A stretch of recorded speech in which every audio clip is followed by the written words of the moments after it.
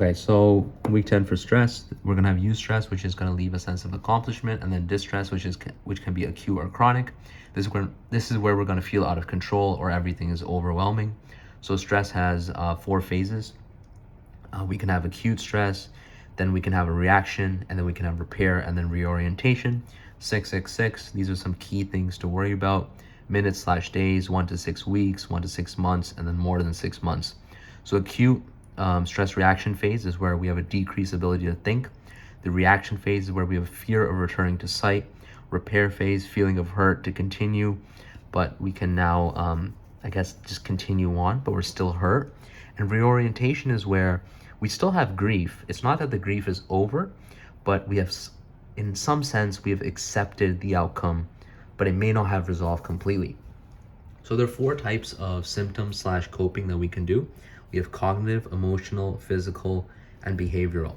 The reason why I say symptom/coping is because the opposite of the symptom is how we cope. So let me explain that. A coping example could be humor and laughter, and maybe a symptom is sadness and crying.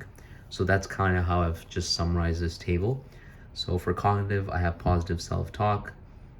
As coping, maybe a symptom is negative self-talk. Physical symptoms, they're going to be task-based in general.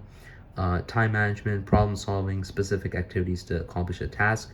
These are all coping strategies, and then we just use the opposite for the symptoms. In terms of behavioral coping, this could be physical exercise, sleep, eating food healthy or junk food. Maybe you're not sleeping as a symptom, or you're oversleeping as a symptom. You're coping by setting an alarm and sleeping the correct amount of time, something along those lines. And then we're going to have adaptive versus maladaptive stress. So adaptive stress is going to be acceptance, planning, positive reinterpretation, and growth, versus maladaptive stress is bad. So mental avoidance, disengagement, and focusing on venting our emotions.